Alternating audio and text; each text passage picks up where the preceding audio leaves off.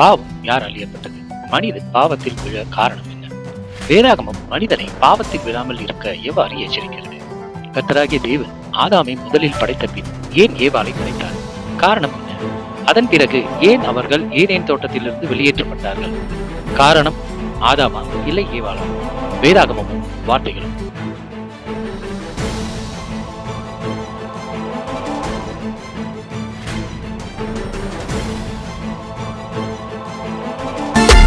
ஆதியாகமம் 2:18 கர்த்தராகிய தேவன் சொல்லுகிறார், மனிதன் தனியே இருப்பது நல்லது அல்ல, அவனுக்கேற்ப உதவியாக ஒருத்தியை உண்டாக்குவேன். ஏன் ஆதாமின் விழா எலும்பை எடுத்து ஏவாளை உருவாக்கினார்? விழா எலும்பு எங்கே இருக்கிறது? இதயத்தை பாதுகாக்கும் இடத்தின் அருகில் உள்ளது. அதனால்தான் ஏவாளை விழா எலும்பிலிருந்து உருவாக்கினார். பெண் ஆணின் இதயத்திற்கு அருகில் இருப்பவள், அவனின் பாசத்திலும் பாதுகாப்பிலும் வாழும் ஒருவள் என்பதை குறிக்கிறது. விழா எலும்பு மனிதனின் நடுப்பகுதியில் இருந்து எடுக்கப்பட்டது. இது எதை குறிக்கிறது? தலைக்கு கீழே, அதாவது அவள் அவனை ஆட்சி செய்ய உருவாக்க பிறக்கவில்லை. காலுக்கு கீழே அவள் அவனின் அடிமையும் அல்ல. பெண் ஆணுக்கு சமமானவர், ஆணுடன் பக்கத்தில் நிற்கும் துணை. கடவுள் இதன் மூலம் காட்ட விரும்பியது, அவள் ஒருபோதும் அவனுக்கு மேலோ அல்லது கீழோ இல்லாத சமநிலையிலான நிகரான ஒருவள்.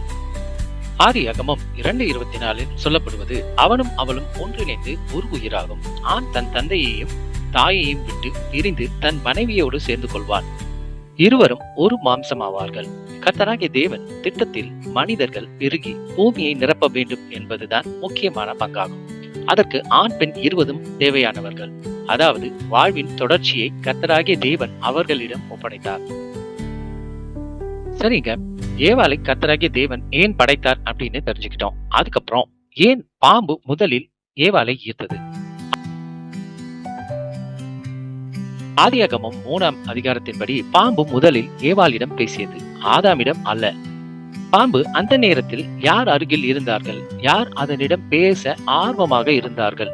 அதனால் பாம்பு முதலில் ஏவாளை ஈர்த்தது. ஆதியாகமத்தின்படி பாம்பு சிறுத்த நுண்ணறிவு, வஞ்சகம், சோதனை ஆகியவற்றின் சின்னமாகும். பாம்பு கடவுளின் கட்டளையை சந்தேகப்படுத்தியது.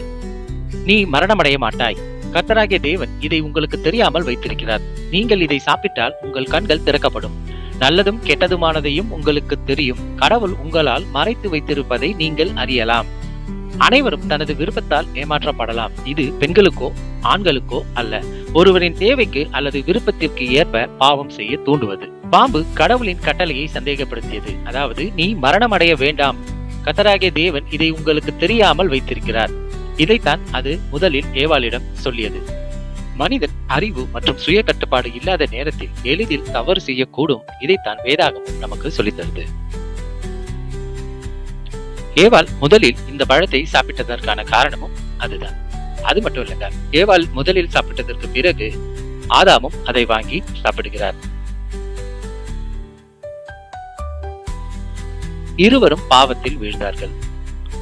இங்க பாவம் இருவருக்குமாக சமமாக வழங்கப்பட்டது. இதைத்தான் கர்த்தராகிய தேவன் இருவரும் நடுநிலையினர், நன்மைகளும் தீமைகளும், கணவனும் மனைவியும் இருவருக்கும் பங்குண்டு என்பதை சொல்கிறார். இதை பாவம் செய்த பிறகு சொல்லவில்லை, இந்த உலகத்திற்கு மனிதர்கள் கொண்டு வரப்பட்ட போதே சொல்லப்பட்டது. கர்த்தராகிய தேவன் சொல்ல விரும்புவது, வஞ்சகம் என்பது அச்சமில்லாத குறும்படியாக வரும், அதுவே பாம்பு. சோதனை நேரடியாக காத்திருக்கும் அல்லது வலிமை காட்டும் விலங்கு அல்ல, மனிதர்களை நெறியக்க செய்யும் விதமாக கவரும். பாம்பு நேரடியாக ஆதாமிடம் போகாமல் ஏவாளை முதலில் கவர்ந்தது. சோதனை எப்பொழுதும் நேரடியாக இல்லாமல் மற்றவர்களின் வழியாகவும் நம்மை வரும் என்பதற்கு சான்றுதான் ஏவாள் அந்த கனியை உண்ட பிறகு ஆதாமிடம் கொடுத்தது.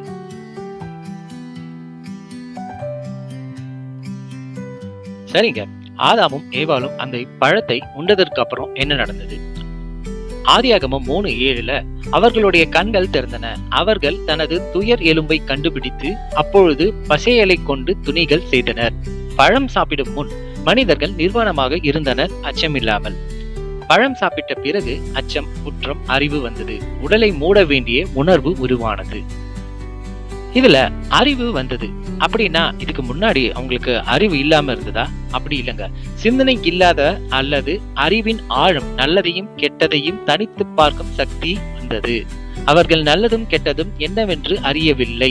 அதாவது பாவம் செய்யறதுக்கு முன்னாடி வரைக்கும் அவங்களுக்கு நல்லது எது கெட்டது எதுன்ற அறிவு இல்லாமல் இருந்தது. அதனால் பாவம் செய்யும் முன் குற்றம், பாசாங்கு, அச்சம் என பல நினைவுகள் அவர்களுக்குள் உருவாகவில்லை. கர்த்தராகிய தேவன் இதை தாங்க நம்ம கிட்ட சொல்றாரு. மனிதன் எப்பொழுது பாவம் செய்ய துவங்குகிறானோ அன்று அவன் எதையோ மறைக்க துவங்குகிறான். அவன் நேர்மையாக வாழும்போது எந்தவித அச்சமும் பயமும் இன்றி வாழ்கிறான். பாவத்தில் வீழ்ந்தவுடன் அவர்களுக்கு என்ன ஆயிற்று? ஆதியாகமம் 3ஆம் அதிகாரம் 8ஆம் வசனத்திலே, ஆதாமும் ஏவாளும் கர்த்தராகிய தேவன் நடந்து வரும் சத்தத்தை கேட்டு தோட்டத்தின் மரங்களுக்குள் மறைந்தனர். மனிதர்கள் பாவம் செய்துவிட்டால் தேவனிடத்தில் நெருங்க முடியாது. அது மட்டுமல்ல, வசனம் 11 உனக்கு உண்ணக்கூடாது என்று சொன்ன மரத்தின் பழத்தை நீ சாப்பிட்டாயா என்று தேவனாகிய கர்த்தர் ஆதாமிடம் கேட்கிறார். அப்பொழுது ஆதாம், நீர் எனக்கு கொடுத்த அந்த பெண் எனக்கு அந்த மரத்தின் கனியை தந்தால் நான் அதை சாப்பிட்டேன். பின்பு தேவனாகிய கர்த்தர் ஏவாளிடம் கேட்கிறார். அப்பொழுது ஏவாள், பாம்பு என்னை வஞ்சகமாக செய்தது, அதனால் நான் சாப்பிட்டேன். பாவம் செய்த பின்பு மனிதர்களின் குணங்களும் மாறும் என்பதை வேதாகமம் நமக்கு இதன் மூலமாக சொல்லித் தருகிறது. இதன் பிறகு என்ன நடக்குது அப்படின்னு பார்த்தோம்னா, தேவன் பாம்பை நோக்கி, நீ இதை செய்ததற்காக எல்லா மிருகங்களிலும் தபிக்கப்பட்டவனாய் இருப்பாய். நீ உன் வயிற்றினால் ஊர்வாய், உன் வாழ்நாள் முழுவதும் தூசியை உண்பாய். நான் உனக்கும் பெண்ணுக்கும் உன் சந்ததிக்கும் அவளின் சந்ததிக்கும் பகையை வைப்பேன். இங்க பாத்தீங்கன்னா, நான் உனக்கும் பெண்ணுக்கும் பகையை வைப்பேன். இது நல்லதுக்கும் மற்றும் தீமைக்கும் இடையிலான போராட்டத்தை குறிக்கிறது. ஏவாள் தொடங்கி கன்னி மரியாள் வரை, அதாவது இயேசுவின் பிறப்பு வரை இது குறிக்கிறது. ஆதியாகமத்திலே இது சொல்லப்பட்டிருக்கிறது, இயேசுவின் பிறப்பை. இதுல முக்கியமான விஷயம் இருக்குங்க. அது என்னன்னா, பாவி தலையை நசுக்கும், அதாவது தீமையை முழுமையாக வெல்வது. இயேசு பின்காலத்தில் சாத்தானை, அதாவது தீமையை வெல்ல போகிறார். சிலுவையில் இயேசு மரணம் அடைந்து உயிர்த்தெழுந்து சாத்தானின் தலையை நெசுக்குவதையே ஆதியாகமத்தில் முன்பே சொல்லப்பட்டிருந்தது. பாம்பு கடிப்பது என்பது தற்காலிக காயம், ஆனால் மரணம் அல்ல.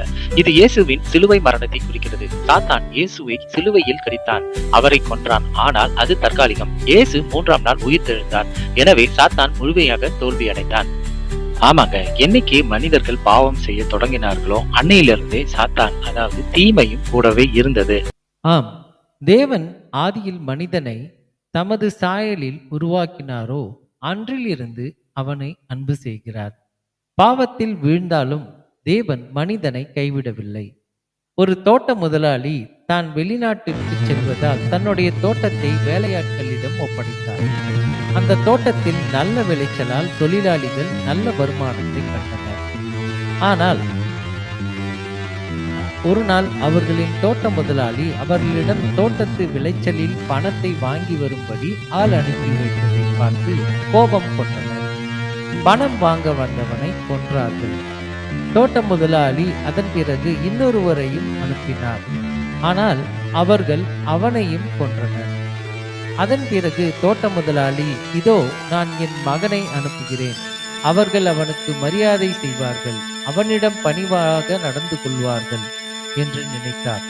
ஆனால் அவர்கள், இவன்தான் கடைசியானவன், இவனையும் கொன்று போடுவோம் என்றார்கள்.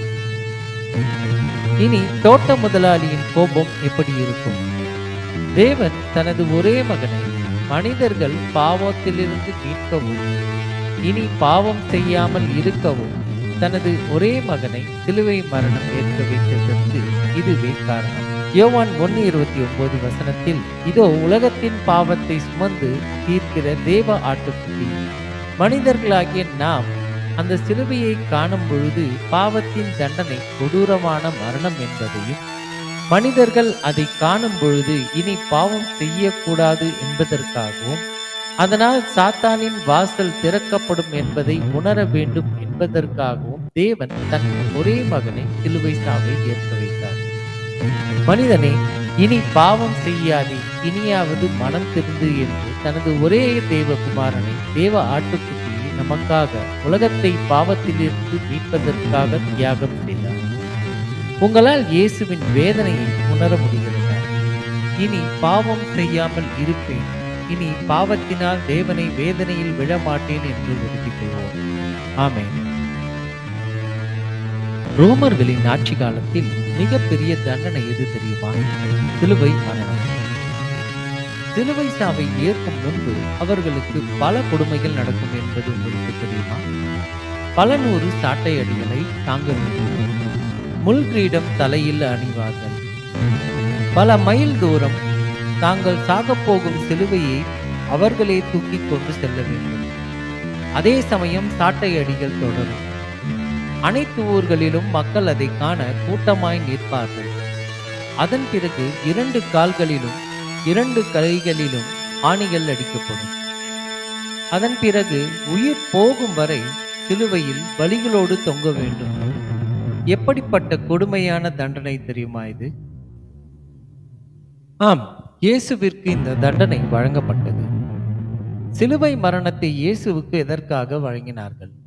இயேசுவுக்கு வழங்கப்பட்ட காரணம் என்ன? சிறிது சிறிதாக உயிரை கொள்ளும் மரணம். யாருக்காக இந்த தண்டனை? எதற்காக இவ்வளவு துன்பத்தை இயேசு ஏற்க வேண்டும்? ஏன் ஏற்க வேண்டும்? இதனால் இயேசுவுக்கு என்ன பயன்? யாரின் கட்டளை இது? சிலுவை மரணமும் மனிதர்களின் பாவமும். அந்த காலத்தில் ரோம பேரரசு கடுமையான சட்டத்தை கொண்டிருந்தது. சிலுவை தண்டனை என்பது மிக பெரிய கொடிய தண்டனை. அது குற்றவாளிகள், கிளர்ச்சியாளர்கள், ரோமர் அல்லாத அடிமைகள் போன்றவர்களுக்கு வழங்கப்பட்டது. இந்த தண்டனை ஒரு மனிதரை மெதுவாகவும் வேதனையுடன் கொல்லும். ரோம அதிகாரிகள் இயேசுவை யூதர்களின் அரசன் என்று குற்றம் சாட்டினார்கள், அதாவது அரசியல் எதிரி. அந்த காலத்தில் யூதர்கள் கடுமையான மோசே சட்டத்தை பின்பற்றினர். யோவான் 10:33. இயேசு தம்மை தேவனுடைய குமாரன் என்றும் மெசியா என்றும் கூறியதால் யூதர்கள் இயேசுவின் தெய்வீக தன்மையை ஏற்றுக்கொள்ள மறுத்தார்கள். மார்க் 15:10. யூத மத தலைவர்கள் இதனால் தங்கள் அதிகாரமும் அவர்களின் மதம் அழிந்து விடுமோ என்ற பயத்தால் பொறாமைப்பட்டதாக கூறப்படுகிறது. லூக்கா 22:2. அவன் தன்னை ராஜாவாக கூறி மக்களை தவறான வழி நடத்துகிறான் என்று குற்றம் சாட்டினார்கள். ஆனால் பிலாத்து அவர்கள் பொறாமையின் காரணமாக அதை செய்கிறார்கள் என்று தெரிந்தும் அரசியல் பயத்தால் கைகளை கழுவி நான் பொறுப்பில்லை என்று காட்டினார். இவை எல்லாமே தேவனின் திட்டமாகவே வேதாகமம் நமக்கு சொல்கிறது. உண்மையில் இதுவா குற்றம்? இதற்காகவா இயேசுவுக்கு சிலுவை மரணம்? அப்போஸ்தலர் 2:23. தேவனின் திட்டப்படி முன்பே நியமிக்கப்பட்டபடி நீங்களே அநியாயிகளின் கைகளால் அவரை சிலுவையில் அறைந்து கொன்றீர்கள். அதாவது மனிதர்களின் திட்டம் தீமையாக இருந்தாலும் தேவன் அதை மனிதர்களை பாவத்திலிருந்து மீட்கவே சிலுவை மரணத்தை நிறைவேற்றினார் என்று வேதாகமம் சொல்கிறது. அதற்காக சிலுவை மரணமா? மத்தேயு 26:39 இயேசு கெத்சமனி தோட்டத்தில், என் பிதாவே, இந்த பாத்திரம் என்னை விட்டு நீங்க கூடுமானால் நீங்கும்படி செய்யும். ஆகிலும் என் சித்தப்படி அல்ல, உம்முடைய சித்தத்தின்படியே ஆக கடவுது என்று ஜெபிக்கிறார். இது இயேசுவின் வேதனையையும் மனித குலத்திற்காக சிலுவையில் அறையப்படுவதை ஏற்கவும் பிதாவின் சித்தத்திற்கு முழுமையாக கீழ்ப்படியவும் அவர் மேற்கொண்ட உறுதியாக இது காட்டப்படுகிறது. யூதர்கள் தெய்வம் என்று சொன்னதால் சிலுவை மரணம் கொடுக்க வேண்டும் என்கின்றனர். பிலாத்து அரசியலில் தான் மாட்டிக்கொள்ளக் கூடாது என்று சிலுவை மரணத்தை விதிக்கிறார். தேவன் மனிதர்களை பாவத்திலிருந்து மீட்க சிலுவை மரணத்தை தன் மகனுக்கு அளிக்கிறார். அந்த சிலுவை மரணம் என் விருப்பப்படி அன்று, உம் விருப்பப்படி என்று இயேசு அதை ஏற்கிறார். நீங்கள் எப்பொழுதாவது தியானம் செய்திருக்கிறீர்களா? 1 சாமுவேல் 16:26 சவுல் மன உளைச்சலில் இருக்கும் பொழுது தாவீது தன் யாழினை வாசித்தார். இதனால் சவுல் நிம்மதியடைந்தார். தாவீதின் இசையை கேட்டவுடன் சவுல் நிம்மதியடைவார். அவருக்கு ஆறுதல் கிடைக்கும். தீய ஆவி அவரை விட்டு விலகும். உங்களின் தியானத்தில் தேவ கீதங்களை பாடியிருக்கிறீர்களா? வேதாகமத்தில் தாவீது வாசித்த இசையால் சவுலின் பயம் நீங்கியது என்பதை சொல்கிறது. தாவீது வாளினால் சண்டையிடவில்லை, ஆனாலும் அவரின் சங்கீதம் சொர்க்கத்தில் கேட்டது. வேதாகமம் சொல்வதை அறிவியல் பல இடங்களில் உறுதிப்படுத்துகிறது. நம்பிக்கையால் நிரப்பப்பட்ட சக்தி வாய்ந்த இசை பதட்டத்தை குறைக்கும், மன அழுத்தத்தை குறைக்கும் மற்றும் மூளையை குணப்படுத்தும். சங்கீதங்கள் வெறும் பாடல்கள் அல்ல, அவை ஆன்மீக மருந்தாக இருந்தன. வலி துதியாக மாறியது, விரக்தி அமைதியாக மாறியது. ஏனெனில் வழிபாடு உங்கள் மனநிலையை மட்டும் உயர்த்தாது, அது உங்கள் மனதை புதுப்பிக்கிறது. நீங்கள் தேவனின் கீதங்கள் தெளிவான வழியை காட்டும் என்பதை உணர்கிறீர்களா?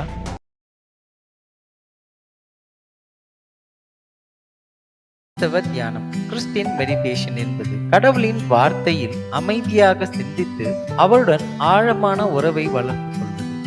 இது யோகா அல்லது வேறு தியானம் அல்ல, மாறாக பைபிள் வசனங்களை அடிப்படையாக கொண்ட பாடல்களே நம்மை கர்த்தரிடம் அழைத்து செல்கிறது. முதலில் சங்கீதம் 46:10 அமைதியாயிருங்கள், நான் தேவன் என்பதை அறிந்து கொள்ளுங்கள். ஆம், கவனம் சிதறாமல் இருப்பதற்காக ஒரு அமைதியான இடத்தில் அமருங்கள். உங்கள் மனதை அமைதியாக்க சில நிமிடங்கள் அமைதியான தேவகீதம் கேளுங்கள். அமைதியின் தூதனாய் என்னையே மாற்றுமே. சங்கீதம் 139:7-10 தாவீது தேவன் எங்கும் இருக்கிறார் என்பதை பற்றி பாடுகிறார். எங்கு சென்றாலும் தேவன் தன்னுடன் இருக்கிறார் என்று கூறுகிறார். வானத்தில் ஏறினாலும் அல்லது பாதாளத்தில் இறங்கினாலும் அவர் அங்கேயும் இருக்கிறார் என்பதே இந்த பகுதியின் முக்கிய கருத்தாகும்.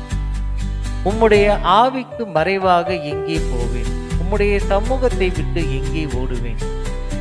வானத்திற்கு ஏறினாலும் அங்கு தேவன் இருக்கிறார், பாதாளத்தில் படுக்கை போட்டாலும் அங்கும் அவர் இருக்கிறார் என்று உங்கள் மனம் புரிந்து கொண்டால் மட்டுமே, அதை விசுவசித்தால் மட்டுமே உங்கள் அருகில் தேவன் இருப்பதை நீங்கள் உணர்வீர்கள். அதிசயங்கள் செய்கிறவர் நம் அருகில் இருக்கிறார். 1 யோவான் 1:9 நாம் எங்கள் பாவங்களை ஒப்புக்கொள்வோம் என்றால் அவர் விசுவாசமானவர், அவர் எங்களை சுத்தப்படுத்துவார். இது நாம் கர்த்தரிடம் பேச வேண்டிய நேரம். நம்முடைய தவறுகள், பாவங்கள், மனதில் சுமையாக இருக்கும் பயம், சோகம் மற்றும் குற்ற உணர்வுகள் அனைத்தையும் நாம் கர்த்தரிடம் ஒப்புக் கொடுக்கிறோம். இந்த ஒப்புக்கொள்வது என்பது ஒரு நேரடி ஆழமான கலந்துரையாடல், தேவனுக்கும் நமக்குமானது. பாவங்கள் ஒப்புக்கொள்ளப்பட்டன, மனசாட்சியும் மனநிலையும் சுத்தமாகிவிட்டது.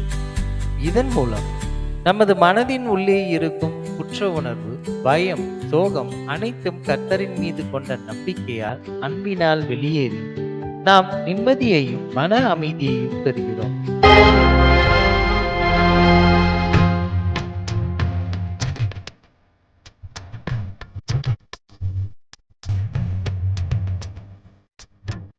பிலிப்பியர் 4:6 எந்த காரியத்திலும் கவலைப்படாதிருங்கள், எல்லாவற்றிற்கும் பிரார்த்தனை மற்றும் கோரிக்கையால் தேவனிடம் தெரிவியுங்கள். இது உங்கள் இதயத்தை தேவனின் முன்னிலையில் கொண்டு செல்கிறது, உங்களின் உடலையும் மனதையும் பிரிக்கிறது. உங்களின் தேவை என்ன, அதை தேவனிடம் கேளுங்கள். அவர் அதற்கான வழியை காண்பிப்பார், அவர் அதற்கான வலிமையை தருவார். அவர் உங்களின் மனதில் புதுவித பலத்தை கொடுப்பார். மற்றவர்கள் நமக்காக ஜெபிக்கலாம், ஆனால் உங்களின் தேவையை தேவனிடம் நீங்கள் கேட்டால் மட்டுமே அதற்கான பதில் உங்களுக்கு கிடைக்கும். அதை உறுதியுடன் நம்புங்கள். மனிதனால் தீர்க்க முடியாத பல தேவனால் கூடும் என்ற நம்பிக்கையுடன் உங்கள் கோரிக்கையை வையுங்கள்.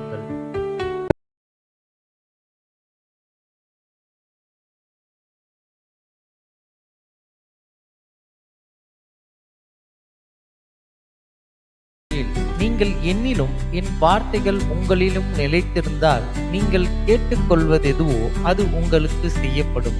இந்த வசனம் விசுவாசிகள் இயேசுவுடனும் அவருடைய போதனைகளுடனும் உறுதியான உறவில் இருந்தால் அவர்களின் ஜெபங்களுக்கு பதிலளிக்கப்படும் என்று சொல்கிறது. ஆம், உங்களின் சிந்தனை என்பது வேதாகமத்தை வாசித்த பிறகு அந்த வார்த்தையை மனதில் விசுவாசித்து முழுமையாக ஏற்றுக்கொள்வது. அது மட்டுமல்ல, அதையே வாழ்க்கையில் செயல்படுத்தும் எண்ணமாக மாற்றுவது. தேவன் உங்களுக்கு வழியை தருவார் என்ற நம்பிக்கை. தானாக கடல் நீர் எப்படி இரண்டாக பிரிந்து மக்களுக்கு புது உலகத்தை காண்பித்ததோ அதேபோல் உங்களின் பிரச்சனைகளுக்கு தேவன் கண்டிப்பாக நீங்கள் வைத்த கோரிக்கைகளை அழகிய வழிகளாக மாற்றுவார் என்று மனதில் முழு நம்பிக்கையோடு ஏற்றுக்கொள்வது.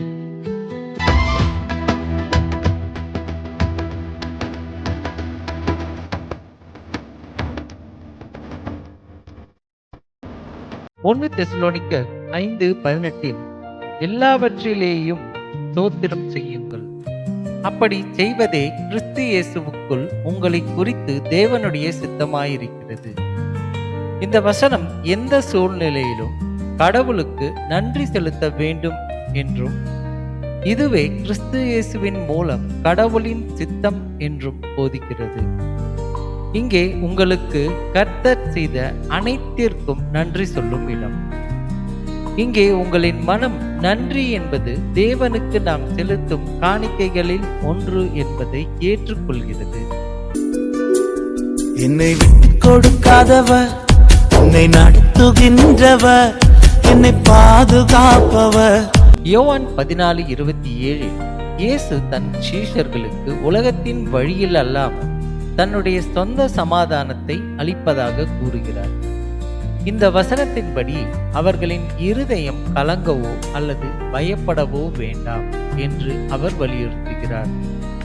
ஆம், நம்முடைய அமைதி, தேவனின் நெருக்கம், நமது வேண்டுதல்கள், அதை நிறைவேற்றும் தேவனின் வேதாகம வார்த்தைகள், நாம் செலுத்தும் நன்றி, நமது வாழ்க்கையில் இயேசு தரும் சமாதானம், அனைத்தும் தேவனிடம் நாம் சங்கீதங்களாய் கேட்கும் போது தேவனின் மகிழ்ச்சி உங்கள் வீட்டில் சந்தோஷத்தை கொண்டு வரும். உங்கள் துக்கம் சந்தோஷமாய் மாறும்.